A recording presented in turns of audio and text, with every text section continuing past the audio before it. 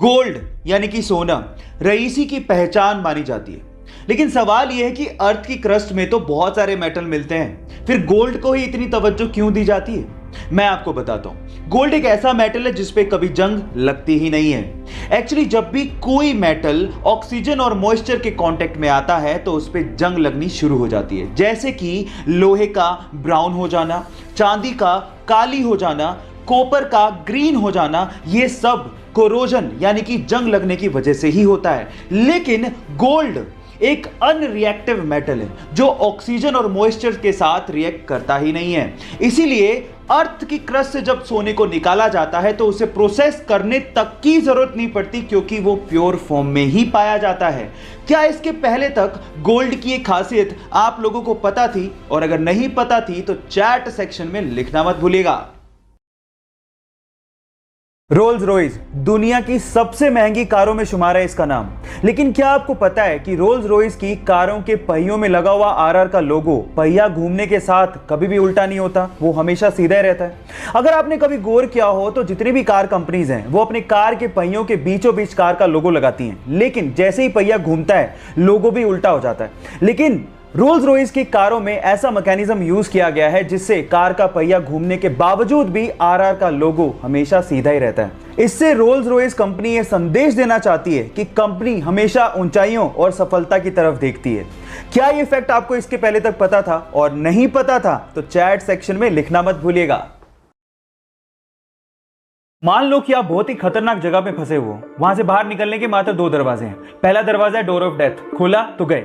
दूसरा दरवाजा है डोर ऑफ फ्रीडम, खोला तो आजाद। लेकिन आपको नहीं पता कि किस दरवाजे के पीछे क्या है। अब उन दरवाजों के आगे दो गार्ड खड़े हैं। पहला हमेशा सच बोलता है, दूसरा हमेशा झूठ बोलता है। लेकिन आपको यह भी नहीं पता कि कौन सच्चा कौन झूठा। अब वहां से बाहर निकलने के लिए आपको यह आजादी है कि आप हर एक गार्ड से मात्र एक सवाल पूछ सकते हो।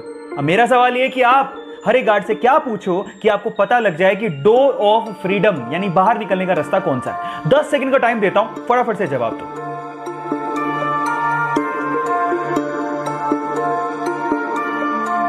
तो चलिएगा, मैं आपको जवाब देता हूं। आप ये सवाल पूछोगे हर एक गार्ड से कि अगर मैं दूसरे गार्ड से पूछूं कि डोर ऑफ फ्रीडम कौन सा है तो वो क्या जवाब देगा। मजे की बात है कि दोनों के दोनों डोर ऑफ डेथ की तरफ इशारा करेंगे और बस उसके जस्ट अपोजिट वाला डोर डोर ऑफ फ्रीडम का है। अगर अभी भी आपको समझ में नहीं आया तो चैट सेक्शन में लिखना, मैं दोबारा बता दूंगा। मान लो कि आप समंदर के बीचों बीच फंसे हो और प्यास की वजह से आपको समंदर का पानी पीना पड़ जाए, तो आप सबसे पहले प्यास की वजह से ही मरोगे, क्योंकि समंदर का पानी आपको बहुत जल्दी डिहाइड्रेट भी कर देता है। कितनी अजीब बात है कि चारों तरफ पानी है फिर भी आपकी प्यास बुझ ही नहीं सकती। पर अगर आपको जमी हुई सी वाटर की आइस मिल जाए तो उसको खाने से शायद आपकी प्यास बुझ सकती है।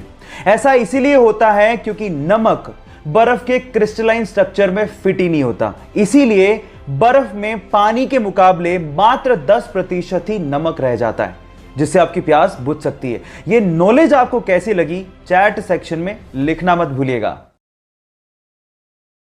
अगर किसी होटल के रूम में या फिर किसी चेंजिंग रूम में हिडन कैमरा लगा हो तो वो हमारे लिए बहुत बड़ी मुसीबत बन सकता है। अब प्रॉब्लम यह है कि ये कैमरास इतने छोटे होते हैं कि हमारी नेकेड आई से हम इसे देख ही नहीं सकते।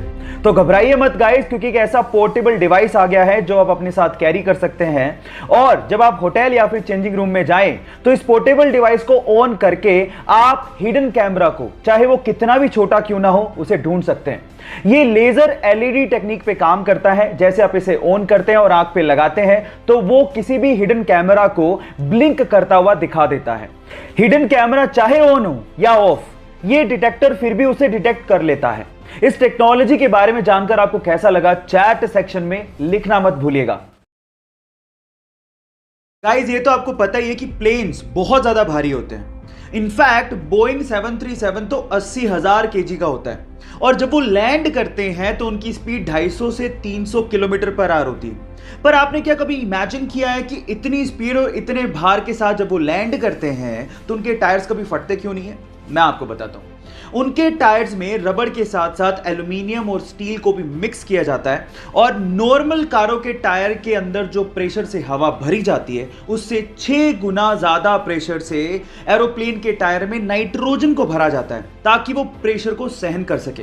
क्या आपको इससे पहले तक ये फैक्ट पता था? नहीं पता था तो चैट सेक्शन में लिखना मत भूलिएगा और हमारे YouTube चैनल को सब्सक्राइब करना मत भूलिएगा, लिंक बायो में गिवन है।